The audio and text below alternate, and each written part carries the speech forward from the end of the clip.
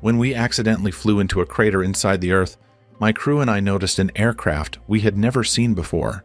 Human-like beings greeted us, but they seemed far more advanced than humans.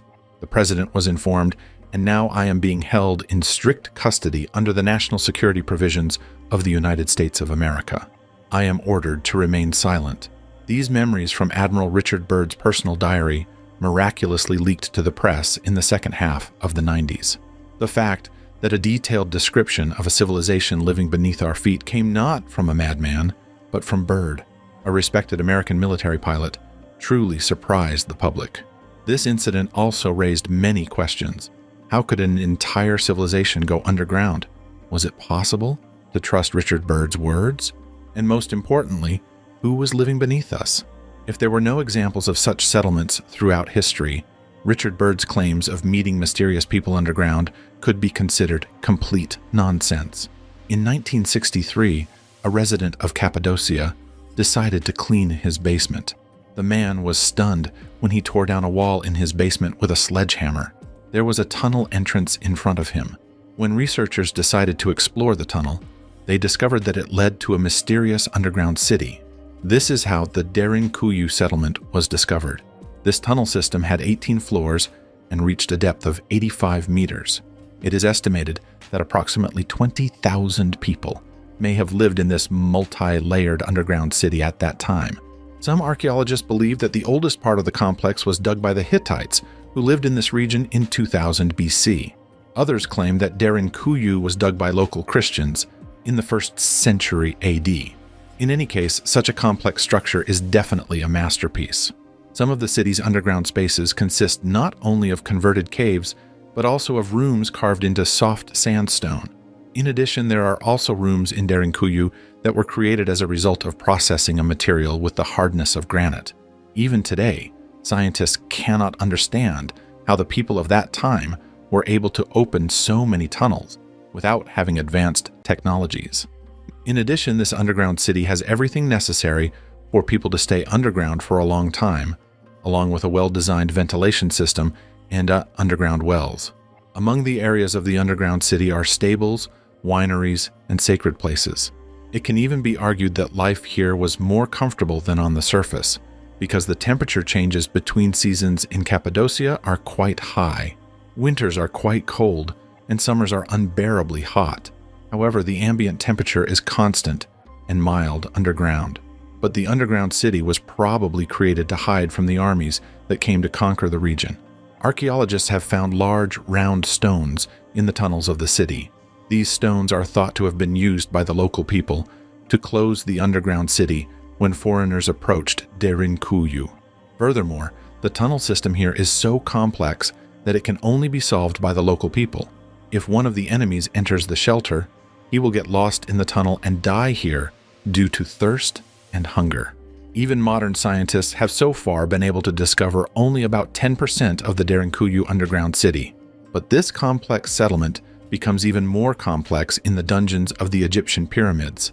Although researchers began mapping the huge underground complex they discovered in the Memphis region in the 70s, the existence of underground shelters beneath the Sphinx was only confirmed by Egyptian authorities in 1994. On the other hand, it is known that the ancient Greek travel historian Herodotus wrote about such structures in the early 5th century BC.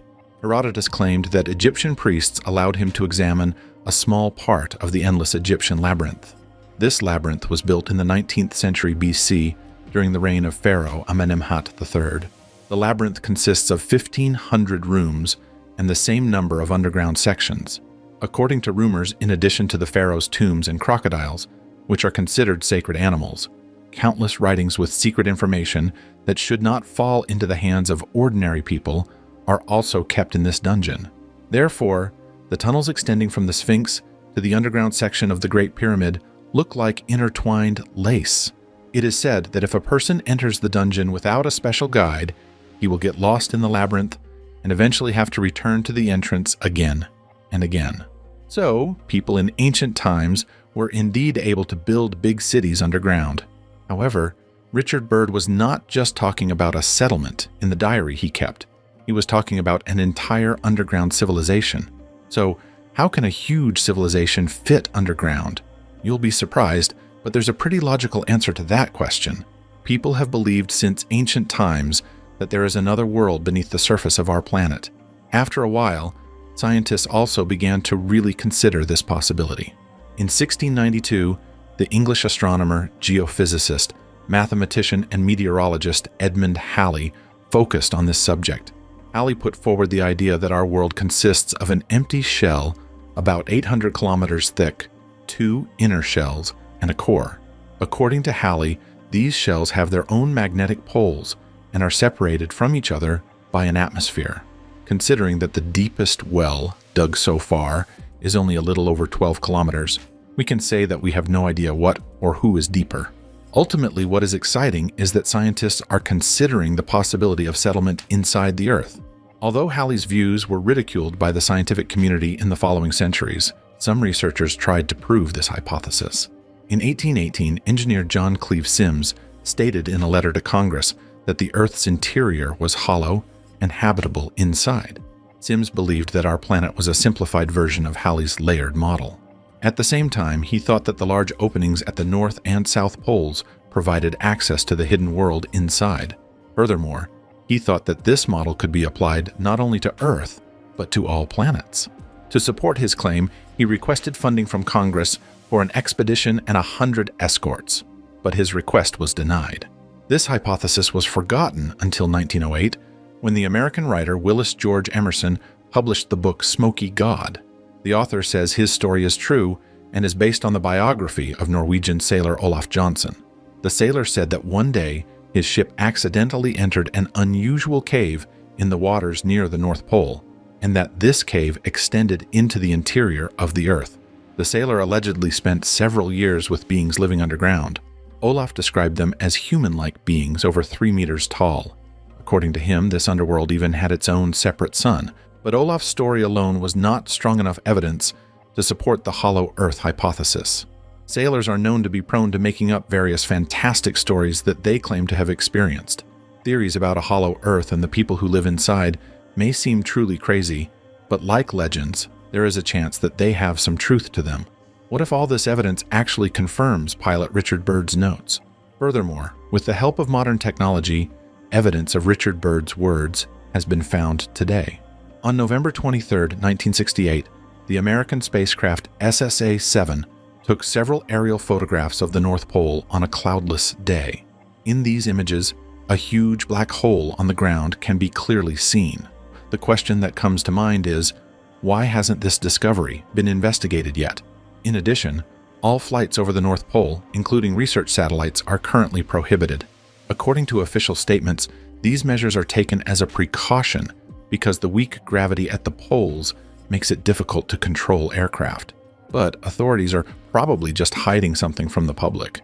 Remember how Congress reacted aggressively when Richard Byrd tried to discuss his crucial flight. So, what was the extraordinary thing Byrd saw at the North Pole?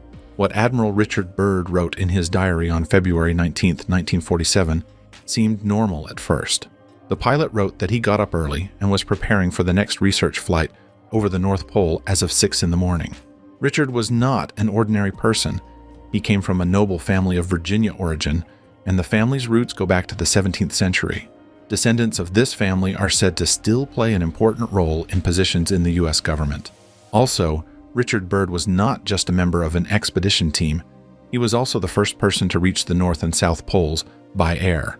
The famous admiral also had important friendships. Edsel and Henry Ford were so impressed with Richard Byrd's achievements that they funded his explorations with the U.S. Navy. The flight to the North Pole was carefully organized, and everything seemed to be going well. But on that important day, sometime after takeoff, Byrd noticed a small oil leak in the engines, and the plane went into turbulence. The pilot struggled to maintain control and prevent a crash. Instead of landing, the plane entered a kind of cave. When they got out of there, the pilot and his team saw a mountain range that they hadn't noticed on previous North Pole expeditions. Moreover, they were surprised to encounter green valleys and forests instead of snow and ice, as expected behind the mountains. At one point, Byrd realized he couldn't see the sun. However, the surroundings were illuminated with an unusual light. In the diary, he mentioned that the radio and navigation devices failed, and the plane was circling around itself.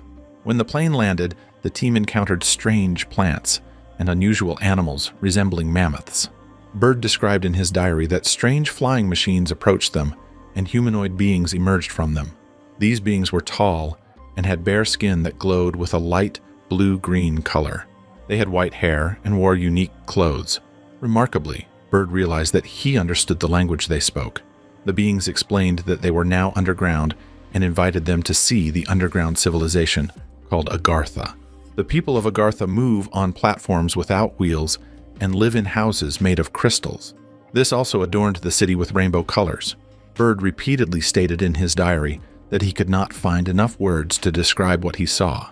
And according to him, he encountered a civilization superior to ours in science, culture, and technology. Later, the admiral mentions in his diary that he was introduced to a representative that the locals referred to as the Master. The Master explained to Byrd that the people of Agartha had avoided contact with humans in the past and did not interfere in the wars that took place among mankind. However, he stated that they were worried when humanity discovered and began to use the power of atomic energy, thinking that it was not intended for humans. After the Hiroshima and Nagasaki incidents, the Agarthans decided to send vehicles flying to the surface to study humans and predict their intentions. He also stated that they tried to communicate with humans after 1945, but their efforts were met with hostility. Now, Byrd had to convey the warning of the underground civilization to the representatives of the earthly civilization. Because according to the underground civilization, mankind had reached a point of no return. When the Agarthans helped the team return to the surface, Byrd immediately recorded the events in his diary and then delivered his message at a meeting at the Pentagon. However, the pilot and his team were strictly forbidden to disseminate this information. Byrd, as a professional soldier, obeyed the orders given. Since then, Byrd has been constantly bothered by this secret that he could not explain to humanity. If the pilot's diary had not been published after his death, we would never have known about this incident. But even in this situation where Byrd's notes can be read by everyone, I bet most of you are hearing about Agartha for the first time. Moreover, even though you have just learned, you are still hesitant to believe the story. We've all been through this. Actually, Byrd was quite controversial. Some believed that he made up a civilization to attract the attention of as many investors as possible, and even that his flights to the North Pole were not true. If he really flew to the North Pole, why didn't he take any pictures during these flights? On one of the flights, the pilot is said to have suffered carbon monoxide poisoning and even began to lose his sanity afterwards.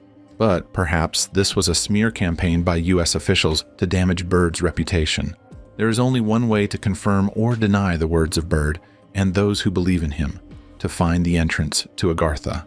Halley's hypothesis, the stories of a sailor and a military pilot, actually say one thing: there may be an underground city at the North Pole.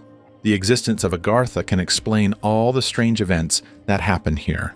For example, researchers state that the temperature increases for some reason as you get closer to the poles. This concept is called Arctic amplification and was first put forward by American meteorologist William Sellers in 1969. Around some glaciers in the Arctic, plant seeds have been found that should not be found in cold regions. Moreover, it turned out that the glaciers around the North Pole were formed by frozen fresh water instead of seawater. Scientists have also found red pollens of unknown origin in these ice blocks. A curious fact is that some bird species migrate north before winter. Why would they flee from cold to even colder? Ornithologists often explain this by saying that birds migrate north to avoid food competition with other bird species in warmer regions. However, this could also be evidence that there may be an entrance to warm areas and abundant vegetation in the north.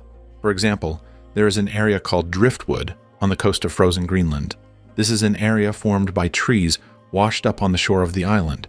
Some of the trees in this area reach a height of 5 meters. So where did these drifting trees come from? We can ask the same question for things discovered by archaeologists in the ice on the northern coast of Siberia. In addition to mammoths, which are suitable for this environment, elephants, rhinos, hippos, and lions were also found from the glacier. However, these animals can only live in warm regions. One of the most interesting things was that tropical fruits that did not grow in the polar regions were found in the stomachs of frozen mammoths. Apparently, Agartha may be located near this abundance of animals and plants. There is also a possibility that this city has 1 or 2 entrances. This information emerged as a result of the analysis of legends that are surprisingly similar to each other, although they are in different regions and contain issues of underground life. For example, in Buddhism, there are stories of a superhuman race living underground with a capital called Shambhala. This place is only for people whose hearts are pure and enlightened. The entrance to Shambhala is said to be located in the Himalayan mountains, but this entry is very well hidden. It is believed that it can only be reached through meditative practice and the desire for insight. Tibetans consider Shambhala to be the capital of Agartha. It is said that the scientific knowledge and accumulation of the people living there is far superior to that of humans. Admiral Byrd mentioned something similar. According to some esoteric traditions, Agartha has at least 7 entrances. 3 of them are located in Brazil, 1 in Iguazu Falls, 1 in Mato Grosso State, and 1 in Manaus City. According to local legends in Ecuador, there is a cave called Cueva de los Tallos. This cave leads to a dungeon inhabited by super-intelligent beings. Metal plates, decorated with various engravings, were found in this 200-million-year-old cave. Juan Moritz, a Hungarian-born Argentine scientist who deciphered the meaning of these engravings, stated that there may be creatures superior to humans, taking the risk of being called crazy. That's not all. Varanasi, a city in India, also has a place that represents the passage to the underworld. This place, called Sheshnawel, is believed to be the entrance to Patala, one of the mysterious cities of Agartha. According to legends, this city is home to the Nagas, beings of impressive intelligence who can take the form of humans or reptiles. They rarely appear to humans and are interested in the construction of underground cities around the world. That's why there are so many snakes and dragons in Indian beliefs. Maybe the Agarthans appear to the Indians like this. In any case, we all know that it is almost impossible to confirm this. According to legends, when you go down to the well and drain the water, you will see a huge stone door with cobra reliefs on it. But this door will not open in any way.